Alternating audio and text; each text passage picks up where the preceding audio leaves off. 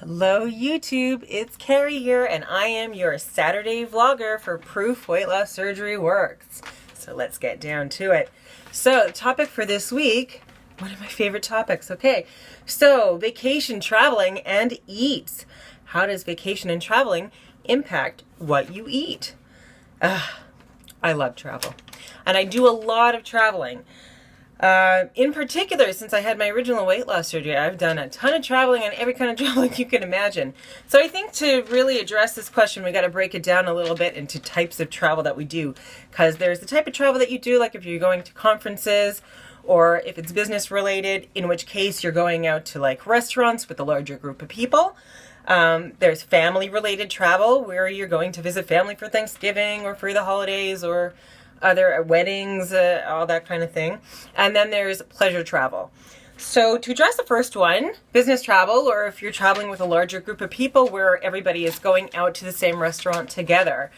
I think if you can order from a restaurant at home in a healthful way, then you can do it while you're traveling.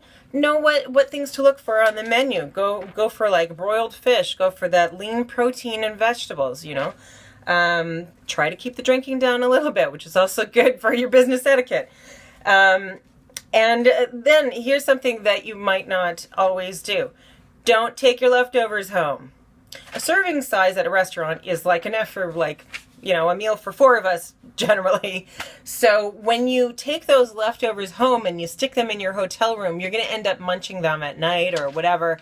You're going to have that restaurant meal for 4 meals basically. And so try to avoid that if you can.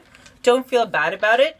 You're out with the group, everybody's paying together. You've got to think of it in terms of that as opposed to the value for what you're eating. It's for the meal itself and to be able to do it with your group of people. So that's my trick for that. Don't take leftovers home. Throw out your leftovers. Now, family travel is usually, there are different challenges because if you're going for the holidays, there's all the holiday food that's available. If you can still eat sugar, this can be one of the toughest problems. So make sure that you've got where you're going stocked with the stuff that you need.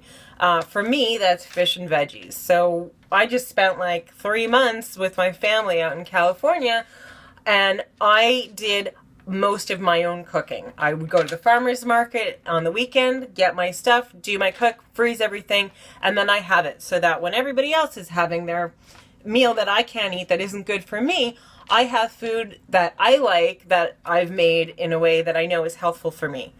So that's how I deal with that usually. So, but here's the best part. Pleasure travel. Okay, cruises, when you're going on vacation, if you're road tripping, you're going to be in situations where you're presented with usually a lot of choices, a lot of fattening foods, buffets and stuff. I don't like buffets. I stay away from them. I find like if you're eating at a trough, it can't be that good. So look for simple things. Grilled, I might be biased because I eat fish, I don't eat meat. So like I look for stuff like grilled seafood. I think that it's a disservice to only eat your protein shakes or only focus on, the stuff that you'd be eating at home, because one of the great things about travel is experiencing the cuisines from somewhere else. I like to do a lot of diving. So like generally the places that I travel for pleasure are by the ocean. There's a lot of seafood joints. It's perfect for me. I love that. Make sure you don't carb it out and just focus on the same stuff that you would focus on at home, and make sure that you enjoy yourself. Really make sure that you enjoy yourself. If you have specific dietary issues that you need certain things for, I've had it before. Like when I first had my MGB, I had a lot of problems. I was lactose intolerant. I couldn't eat sugar. I couldn't eat fats, and I was gluten intolerant as well. And I wrote the resort ahead of time and asked them what kind of gluten-free options that they had, and they went out specifically and got gluten-free bread for me. So a lot of places are willing to accommodate you for special dietary needs, especially these days, because it's like such a selling point, really. So see what you can do regarding that. You can always find out if those options are available to you at no extra cost, and then you're golden. So That really helped me a lot. Now, there are places that I've traveled that were very out of the way. Smaller islands, places where you can't just run to a convenience store, where they don't have the amenities that you would have if you were going somewhere more developed.